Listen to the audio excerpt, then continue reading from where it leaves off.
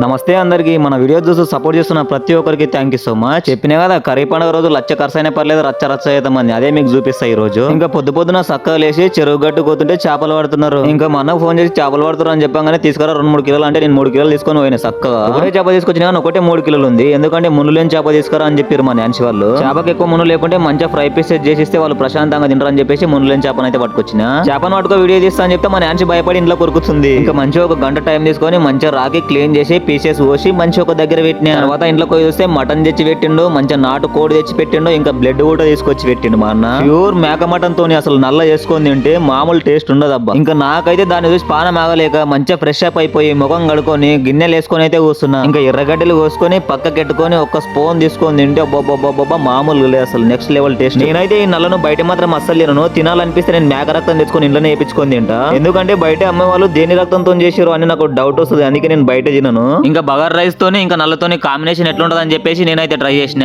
నిజంగా బాగుంది. ఆ నల్ల బగార్ రైస్ ఎర్రగడ్డలు నమ్ములుకొని తింటుంటే టేస్ట్ మాత్రం సూపర్ మా నిక్కినాన్షన్ కూడా అడిగిన ఒకసారి ట్రై చేయింది బాగుందా బాగాలేదని చెప్పు నేను అడిగితే సూపర్ ఉంది మామ, నిజంగా సూపర్ ఉంది మామ అని అంటున్నారు వాళ్ళు. ఇంకా నేను మా నిక్కినాన్సి వాళ్ళకి తినిపిస్తుంటే వాళ్ళ తమ్ముడు అయితే చాలా అట్ట అవుతుండు, బాధపడుతుండు నాకు తినిపిస్తలేడు మా మామ అని చెప్పేసి. నువ్వేం బాధపడకురా బుడ్డోడా, మధ్యాహ్నం తినిపించినప్పుడు నీకు మటన్ బొక్క తినిపిస్తా అని చెప్పేసి చక్కగా తినేసి షేన్కి వచ్చి మోటార్ అయితే ఆన్ చేసిన.